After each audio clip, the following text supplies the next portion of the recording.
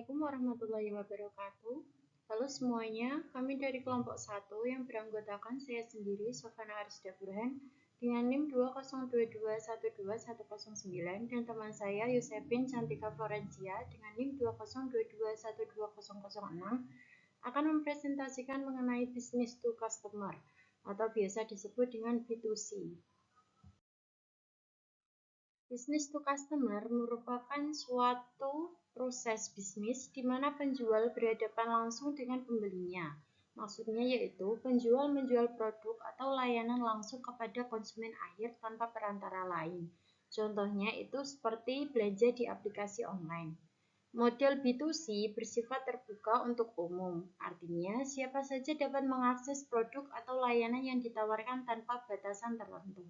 Selain itu, proses pembeliannya cepat dan mudah sehingga konsumen bisa langsung melakukan transaksi kapan saja. Cara aksesnya yaitu melalui website yang telah disediakan oleh penjual.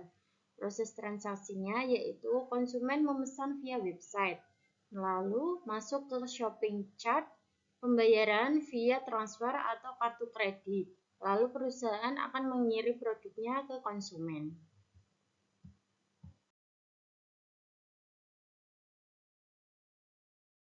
Jenis bisnis B2C ini sangat cocok untuk usaha kecil dan menengah. Pertama, yakni menyingkirkan perantara.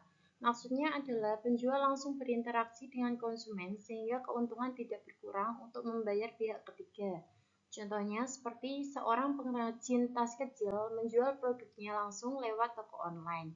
Dan apabila tas itu dijual melalui toko fisik atau distributor, maka pengrajin hanya mendapat sebagian dari harga jual karena sisanya masuk ke perantara atau pihak ketiga.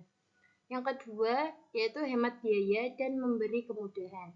Dengan jualan online, penjual tidak perlu bayar sewa toko atau listrik yang mahal dan bisa mengurangi biaya pegawai, sedangkan dari pihak pembeli tetap bisa melihat dan membeli produk kapan saja dengan mudah dan dari rumah.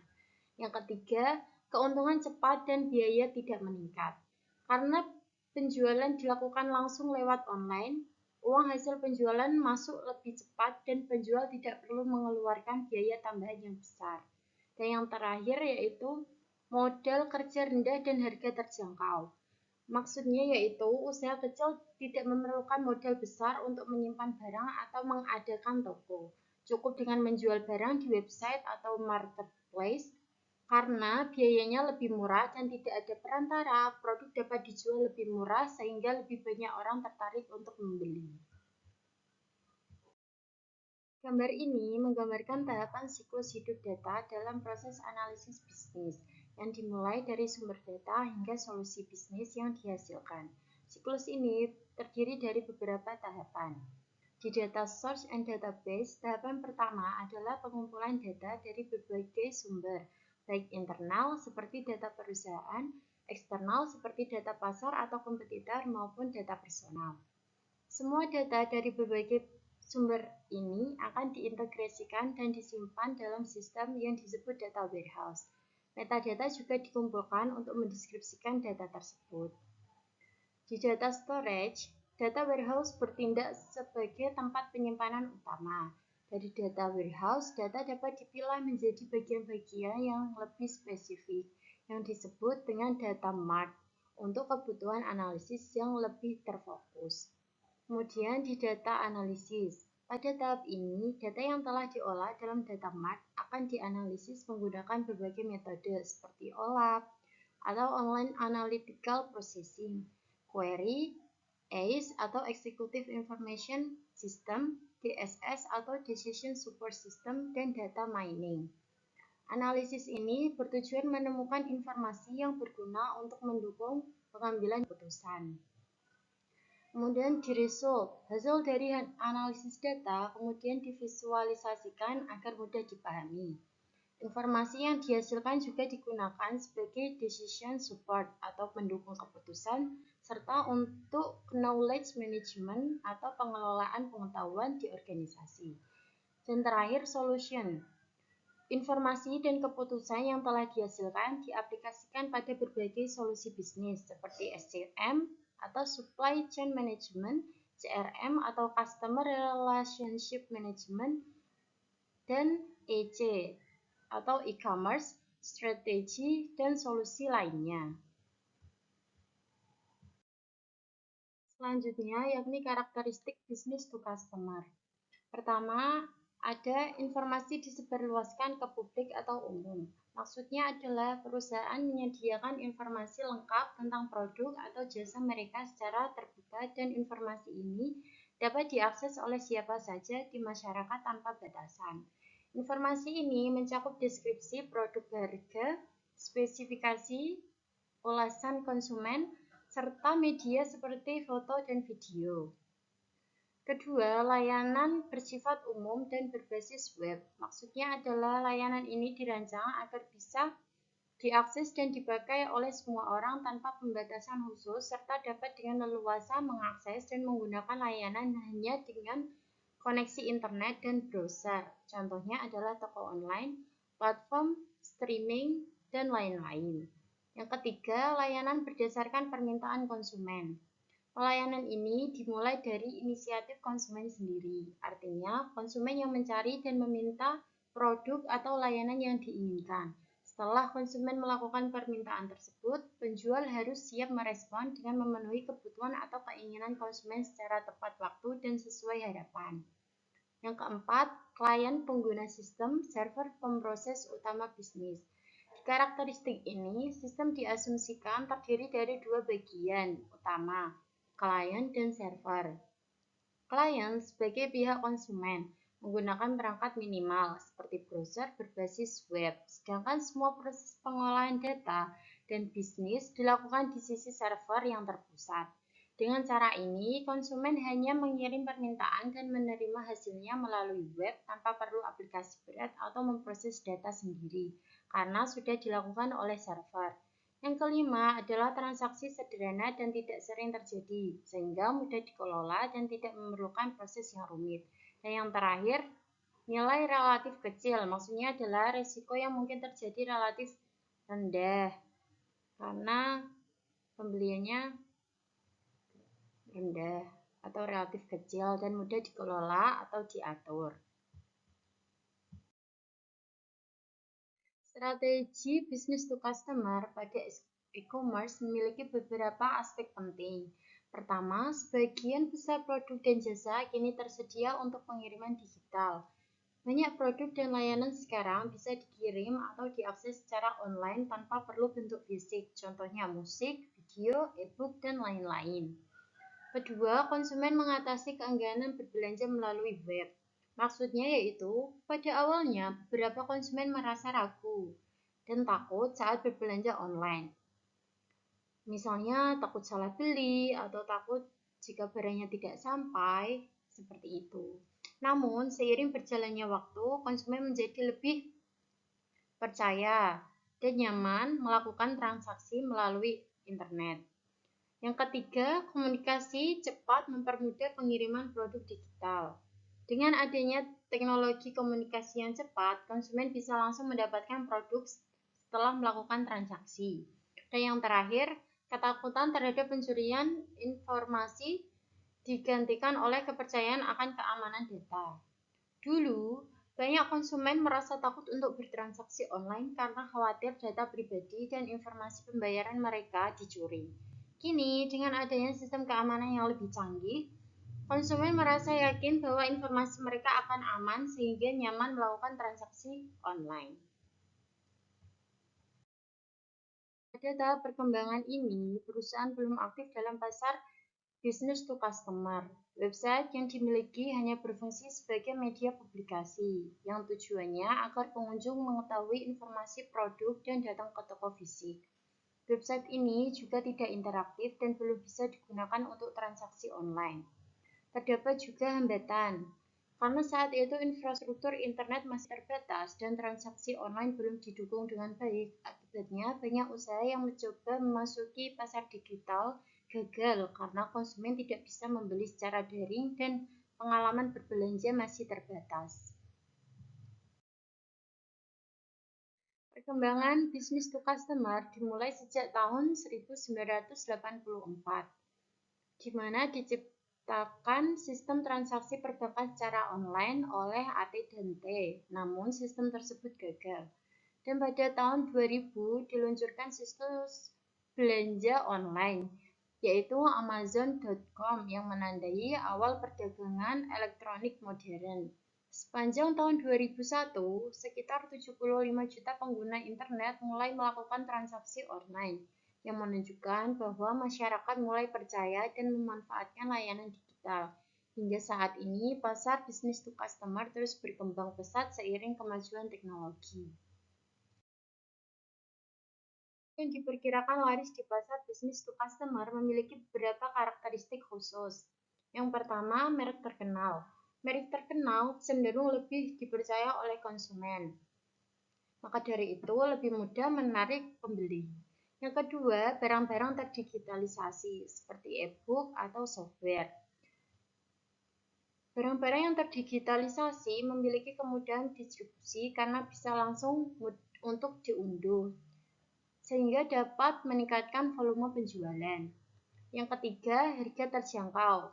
Membuat produk ini bisa dijangkau oleh banyak konsumen. Yang keempat, barang yang sering dicari dalam keseharian seperti sayur, obat-obatan, dan lain-lain. Barang-barang ini memiliki permintaan yang rutin atau terus-menerus, sehingga penjual bisa mendapatkan penjualan berulang-ulang. Dan yang terakhir, barang yang sulit ditemukan di toko tradisional. Barang ini menjadi lebih menarik bagi konsumen yang mencari kemudahan dan variasi produk, sehingga transaksi online menjadi pilihan utama. Di dalam model B2C ada 4 aktivitas utama yang menggambarkan alur bisnis dari awal hingga akhir. Mulai yang pertama yaitu adanya promosi, yang kemudian dilanjutkan dengan pemesanan atau ordering, lalu pengiriman barang, dan yang terakhir yaitu after sales service atau layanan purna untuk penjualan. 4 aktivitas ini yang memastikan transaksi online bisa berjalan lancar dari awal sampai selesai. Untuk promosi distribusi, ada beberapa kelebihan. Yang pertama, promosinya itu interaktif. Jadi, user yang bisa langsung memberikan komentar atau feedback, tinggal balik. Yang kedua, yaitu promosinya juga lebih fokus, karena bisa ditargetkan sesuai dengan minat para konsumen. Yang ketiga, yaitu berbasis komunitas. Jadi, di sini beberapa konsumen itu bisa saling berbagi pengalaman. Tapi ada juga kekurangannya di dalam promosi umum. Yang pertama yaitu masih kalah dibandingkan yang menggunakan koran atau media cetak lainnya. Yang kedua, perilaku user itu kadang tidak bisa sepenuhnya dikendalikan. Seperti itu. Lalu kita masuk yang ke ordering. Ordering itu proses pemesanan di B2C yang mengikuti proses atau prinsip 3C. Yang pertama yaitu content oriented. Content oriented yaitu contohnya website universitas yang fokus pada informasi. Yang kedua yaitu ada commerce oriented, yaitu contohnya ada Amazon.com yang memang fokus pada transaksi jual atau beli. Yang ketiga atau yang terakhir yaitu ada community oriented, yaitu misalnya saja Kaskus.us yang lebih mengutamakan interaksi antar pengguna. Nah, dari ketiga prinsip ini, dia membantu perusahaan menentukan jenis website mana sih yang paling sesuai dengan model bisnis yang akan dilakukan.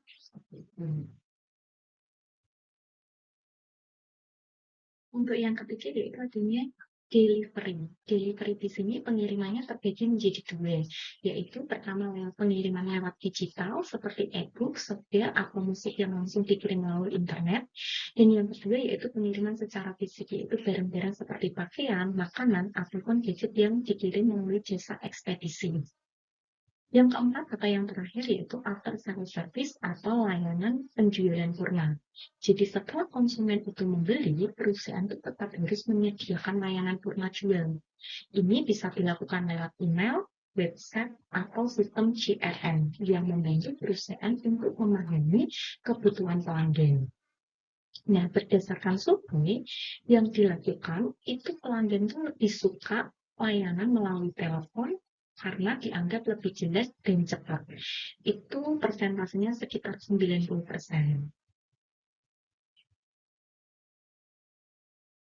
Dalam bisnis proses B2C, perusahaan itu harus menjelat 3 hal dasar, yaitu ada what, who, dan how.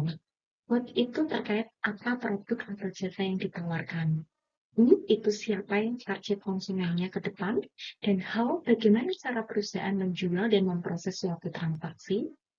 Kerangka 2W1H ini sangat membantu perusahaan merancang sistem bisnis yang simpel, tapi juga efektif. Tentu saja ada beberapa tantangan dengan menjalankan B2C ini. Yang pertama yaitu membutuhkan sistem operasi dan aplikasi. Jelas semua. Yang kedua, membangun privasi dan kepercayaan konsumen karena transaksi ini dilakukan secara online. Dan yang ketiga, menciptakan ketergantungan dan loyalitas. Artinya, loyalitas di sini supaya konsumen itu mau kembali berbelanja. Dan yang keempat, adanya kelengkapan, keragaman, dan ketersediaan barang atau jasa di sini menjadi salah satu supply dalam